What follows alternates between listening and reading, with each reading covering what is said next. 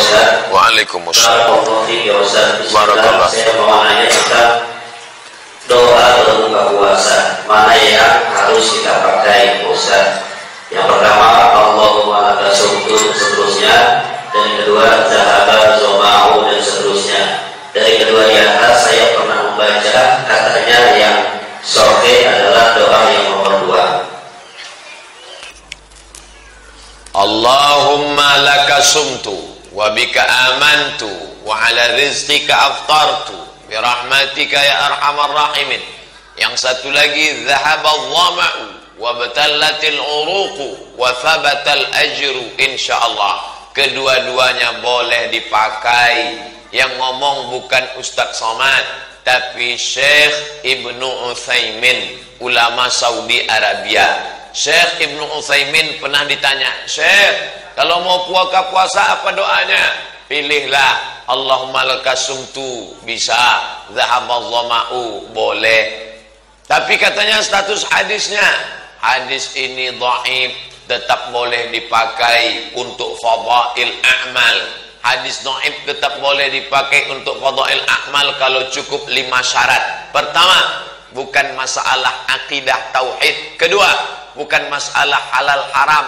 Ketiga, tidak terkait dengan periwayat kadzab pendusta. Keempat, tidak masih bernaung di bawah hadis sahih. Kelima, untuk fadail a'mal, motivasi beramal, maka silakanlah pakai. Ini tentang masalah Allahumma laka sumtu. Sudah saya tulis di buku 37 masalah populer. Bagi yang sudah punya, fotokopi, bagi ke masjid banyak-banyak tentang Allahumma laka sumtu, tempel di papan pengumuman supaya umat jangan ikhtilaf hanya karena Allahumma laka sumtu. Wallahu a'lam. Pak Ustaz, saya mau nanya dan semoga Pak Ustaz tetap sehat, amin, umur serta istiqomah. Amin ya Rabbal. Saya mau sholat yang orang tapi habis jamaah sholat subuh pulang tapi terus tetap wirid dan baca Al-Quran.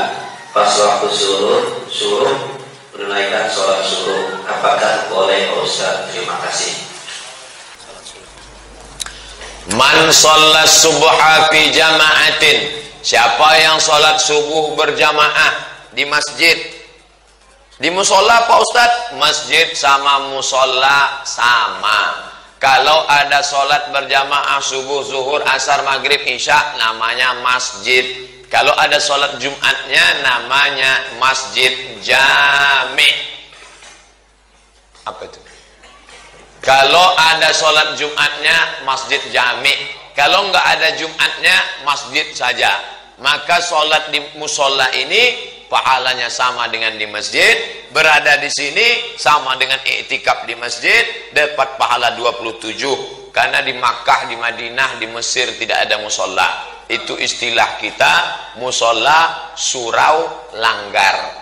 Di negeri Melayu, Malaysia, Kuala Lumpur, surau. Di tempat saya surau. Kalau di Jawa langgar. Makanya orang Jawa di langgar tak mati. Makanya kalau masuk surau langgar tetap usolli sunnatat tahiyatal masjid. Jangan usolli sunnatat tahiyatal langgar. Usolli sunnatat tahiyatal surau. Nah, ini tentang masalah musola dengan masjid. Oke, saya lanjutkan hadisnya. Man sholat subha fi jama'atin, siapa yang sholat subuh berjamaah, summa qa'ada yadhkurullah, duduk berzikir mengingat Allah. Habis sholat subuh jangan keluar, duduk zikir terus hatta tatlu asyams, sampai terbit matahari. Summa yusalli rak'ataini, sholat sunat 2 rakaat. Syaratnya 3, sholat subuh berjamaah, duduk berzikir mengingat Allah sampai terbit matahari. Diperkirakan sekarang lebih kurang dari azan ke terbit matahari 90 menit, 1,5 jam dia duduk. Sedikit itu, 90 menit lama tuh Pak Ustadz. Real Madrid Barcelona, Mahabharata, Utaran, Abad Kejayaan. Anda belum was-was sebelum nonton was-was. Kenapa nggak lama? Oleh sebab itu maka sholat subuh berjamaah, duduk berzikir mengingat Allah sampai terbit matahari, sholat sunat 2 rakaat. Usolli sunnatal isyraq, raka'ataini lillahi ta'ala. Bagi yang tidak pakai usolli, dalam hati saja. Allahu Akbar, iftitah, Fatihah, ayat. Rakaat kedua, ayatnya bebas. Maksud bebas itu pilihlah, bukan berarti waladhdallin, amin, bebas. Setelah itu salam, maka dia dapat pahala. Apa balasannya? Kanat lahu ka ajri hajjatin wa umrah. Dapat pahala seperti haji dan umrah. Tamah, sempurna. Hadis riwayat At-Tirmidzi. Status hadis hadisun hasan. Sahih, hasan, dhaif, maudhu, layak dijadikan sebagai dalil untuk beramal. Di bulan Ramadan nanti banyak waktu kosong, sholat subuh berjamaah, duduk berzikir dengan Allah. Kalau nggak bisa tiap hari karena khawatir macet, hari Sabtu, hari Ahad, paling tidak bisa 8 kali sholat sunat isyraq.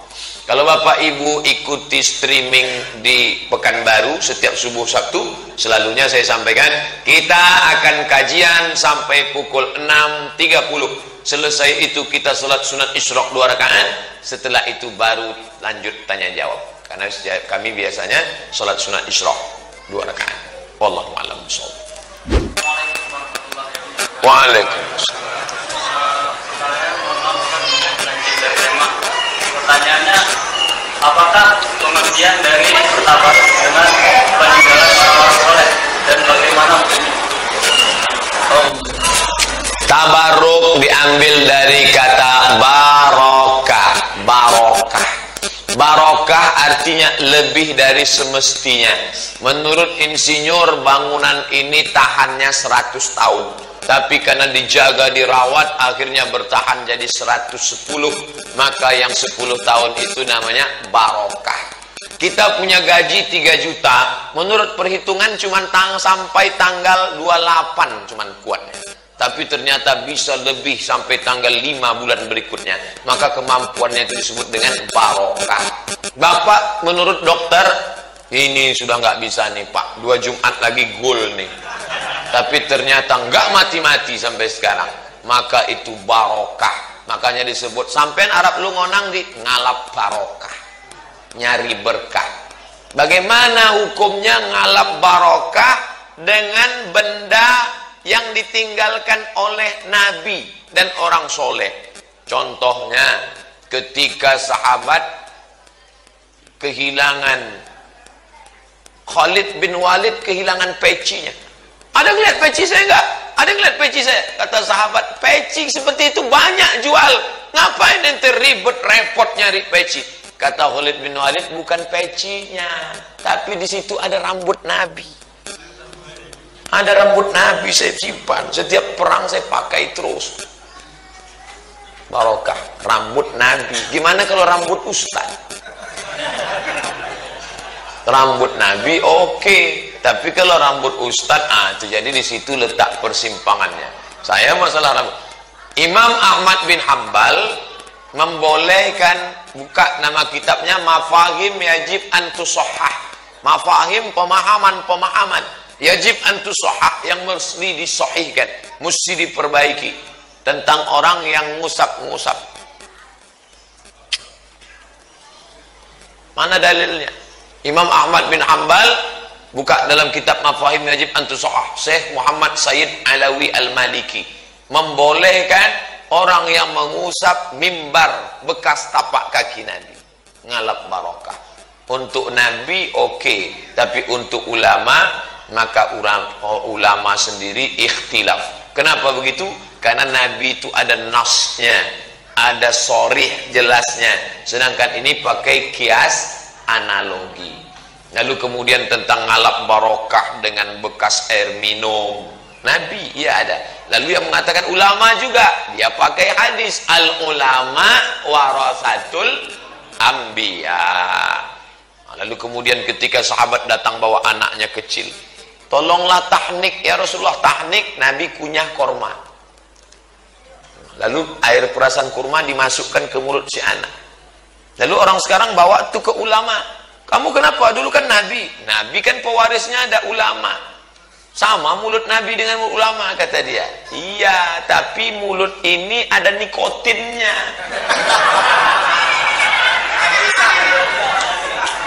saya nggak setuju, tapi kata yang setuju, kamu melihatnya zohir nikotin, tapi bagi kami yang ahli ma'rifah sudah berubah jadi zam-zam. Jadi pahamilah yang saya jelaskan itu. Wallahu a'lam bishawab. Assalamualaikum warahmatullahi wabarakatuh. Saya tanya mengenai penentuan satu Ramadan, satu Syawal, satu Ramadan dan satu Syawal. Tapi kadang-kadang ya seperti saudara-saudara dari Muhammadiyah, Ramadan masih 20 sudah menentukan Ramadan jatuh pada tanggal sekian. Misalnya dalam Al-Quran itu berpuasa kamu kalau sudah meninggal dan juga berpuasa kamu sudah meninggal. Ini bagaimana?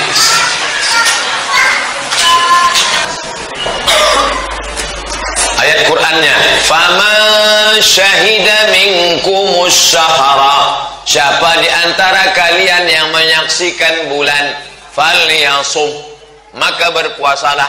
Ayatnya. Hadisnya, sumu li ru'yatih, berpuasalah kamu ketika melihat bulan. Apakah Mesir, Maroko dan Saudi Arabia tidak memakai ilmu falak, ilmu hisab? Pakai. Hanya saja dikombinasikan antara ru'yah dengan hisab. Kalau ada orang ngaku ru'yah, ternyata hisabnya tidak terpenuhi, maka ru'yahnya batil, tak betul.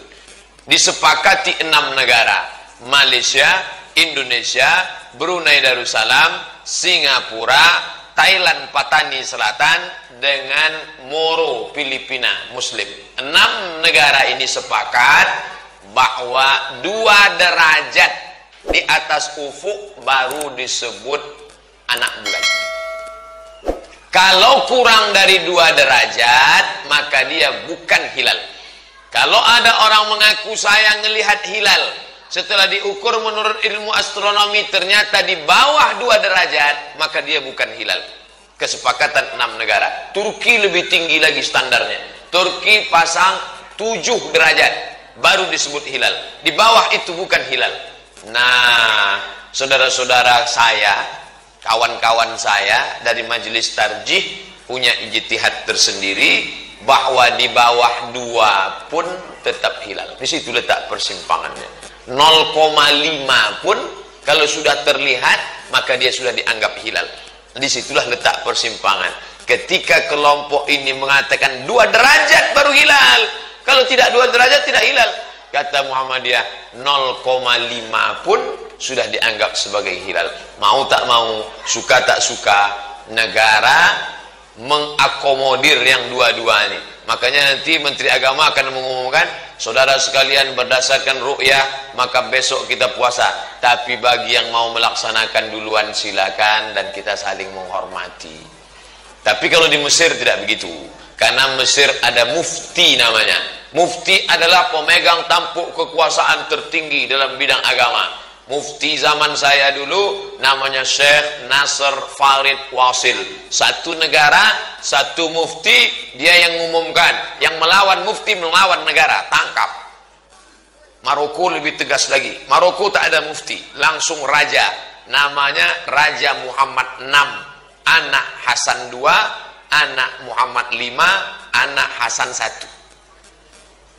Muhammad VI pengumuman, berdasarkan penampakan anak bulan dibantu oleh hisab ilmu falak, maka besok puasa. Tertulis di konstitusi negara, la yuftin nas hatta yuftil malik.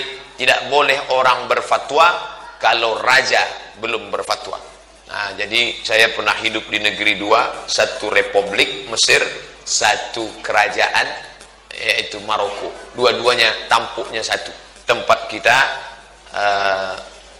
Muhammadiyah dengan NU merasa lebih tua dari negara. Negara ini kan baru ada 1945 kata dia. Kami 1912 sudah ada. Kami 1926 sudah ada. Kata Al-Wasliyah kami 1930 sudah ada. Maka jalan tengahnya kata Menteri Agama, terserahlah, yang penting saling menghormati aja ya. Aman, adem, ayem. Gitu. Jadi Bapak pahami sendirilah keadaannya. Ustadz sendiri ikut mana? Saya anggota Komisi Fatwa Majelis Ulama Provinsi Riau. Maka saya tak pernah keluar dari Komisi Fatwa Pusat.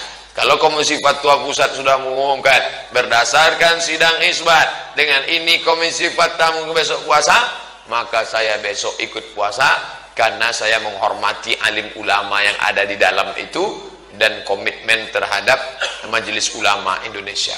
Wallahu a'lam bishawab.